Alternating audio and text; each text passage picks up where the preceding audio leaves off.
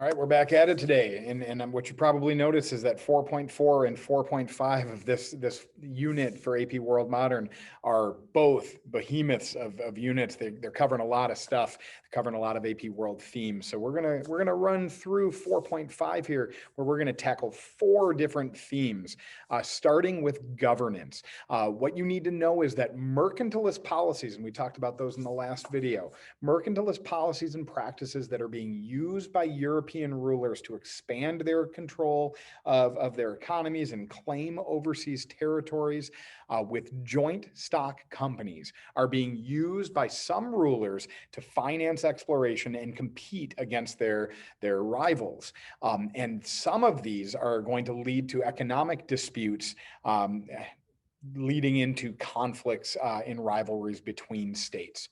So we're going to start with looking at joint stock companies.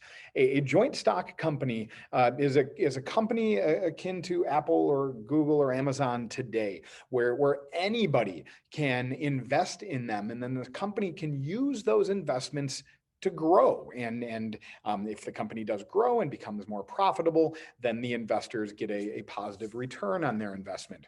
European states in the 17th century are going to begin offering charters, basically a business license, to these joint stock companies that will grant them monopoly control of trade activities in particular regions. So, for example, we'll talk in a moment about the Dutch East India Company. They've got the right to control all of the trade coming out of these spice islands in Indonesia for the country of the Netherlands. The benefits of these joint stock companies: they're exclusively profit driven. They don't care about converting people to religions or anything like that. They offer investment opportunities to the multitudes of investors in countries that can spur the growth of the business. More investments means more ships and more guns to take control of more trade. Tax payments coming from these joint stock companies to the mother country will foster the growth of centralized governments, bigger armies, more opulent palaces, support for the arts within central cities. And then company activities are going to serve as an extension of national strength and spur political rivalries. So there's dozens and dozens of these joint stock companies from many different nations, but the two largest and most profitable were the Dutch East India Company, also known as the VOC, and the British East India Company. Each of these would control merchant activities for their mother country, for their chartering country, out of East Indies and India. While they were businesses, they're also agents of war. They are armed. They've got cannons on their ships. They've got soldiers, and they are going to violently enforce the control of their respective trade routes. Each of them are supported by their nation's mercantilist economic policies. So the government of England will support the British East India Company through tariffs against any other country's exports. Let's take a closer look at some of the disputes that rise out of these.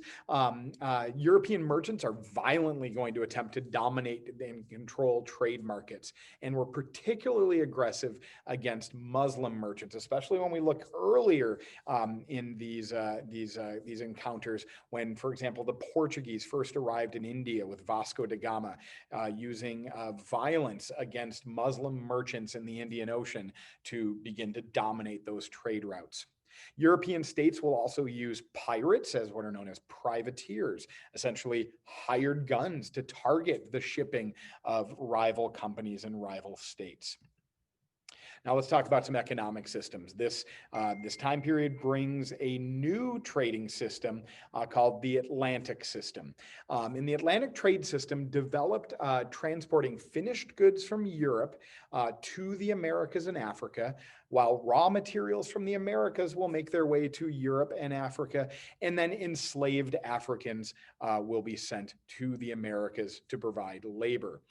This became what is known as a triangular trade network, 3 points on the map that are connected through a trade route. We also are going to see an expansion in the global flow of silver, with American silver now entering global markets. Silver from Mexico and silver from South America, out of that mine in Potosi, will flow west out of the Americas, and where it found its most value in Chinese markets. Why so valuable in China? In the 1600s, the Qing dynasty would require all taxes to be paid in silver, which would make Chinese silver values the highest in the world. Silver had the most demand in China, so the value of that silver was the highest. Europeans would then use American silver to purchase Chinese manufactured items. Japan is also a major producer of silver that will flow into China for their manufactured goods. With all of this increase in silver heading to China and other Asian states, we're going to see increased needs for labor. As global populations are rising, with American crops entering Afro-Eurasia, global trade networks increase. And so there's increased demand for peasant and artisan labor. More lands were needed to be put under cultivation to grow foods for growing populations. And we're also going to see growing textile and cotton production in India, increased silk production in China. Craft manufacturers in Asia created more goods for export to European markets. And you see next to me a box that was created in India for sale in Europe, and then some Chinese porcelain that was prized in European markets. With regard to social interactions in organization, we're going to see, in particular, due to the African slave trade, some gender and family restructuring happening and demographic changes resulting. The Atlantic trading system also caused the movement of labor and the mixing of African, American, and European cultures and into the new regions of the Americas, creating a cultural synthesis and cultural syncretism. So let's take a closer look at some of the effects of the slave trade. Some West African states are going to grow in strength due to their role in the African slave trade, while other inland states will weaken. So kingdoms like Asante and Dahomey and the Kingdom of the Congo will receive goods and weapons in particular from Europeans that they will then use against their continental rivals to grow in strength. We're going to see gender imbalances in West Africa, as more than 2/3 of the enslaved populations taken from Africa to the Americas were men. And finally, new foods that are introduced into into Africa from the Americas, particularly potatoes and maize, which is corn, would spur African population growth. With regard to social changes, when all of these new people from around the world are going to mix with indigenous Americans, we're going to see some new social classes develop, particularly in Latin America, in what is known as Las Castas, or a caste system of social hierarchy in the Americas, with peninsulares at the top. Peninsulares are white Spaniards born in Spain. Creoles, white Americans, the children of peninsulares born in the Americas. Mestizos, a mixed population of European and native ancestry. Mulattoes, African and European ancestry. Indigenous peoples, and then African peoples.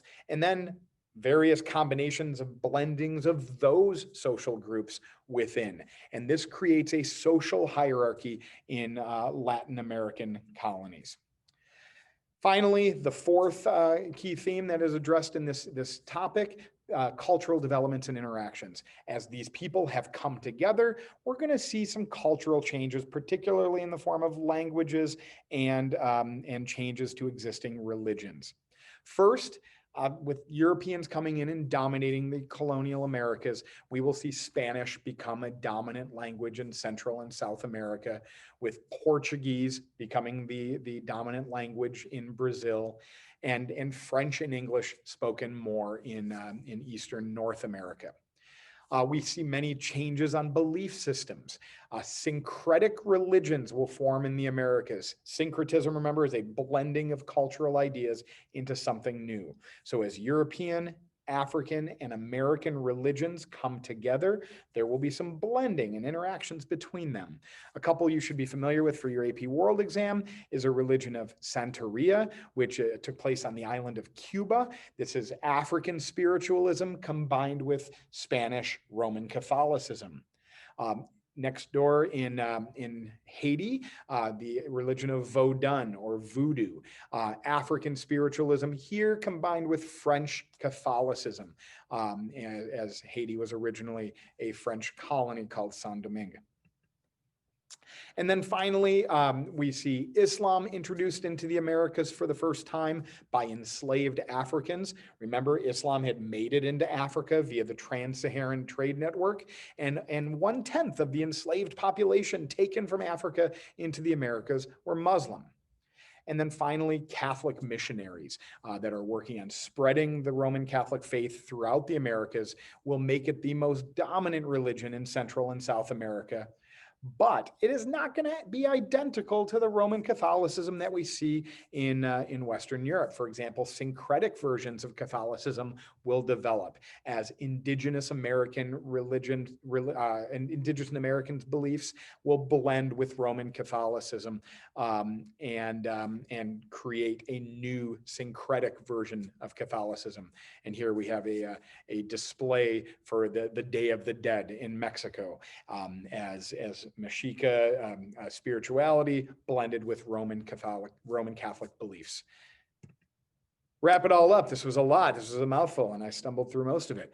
Joint stock companies are going to support European nations' mercantilist economic policies in global trade markets while contributing to political rivalries and conflicts between states. We're going to see the development of a new trade system to add to our Silk Road and Trans-Saharan Trade Network and Indian Ocean Trade Network, that of the Atlantic system. And finally, important cultural and social changes occurred as populations moved from Europe and Africa into the Americas and blended with indigenous Americans. We'll see you next time.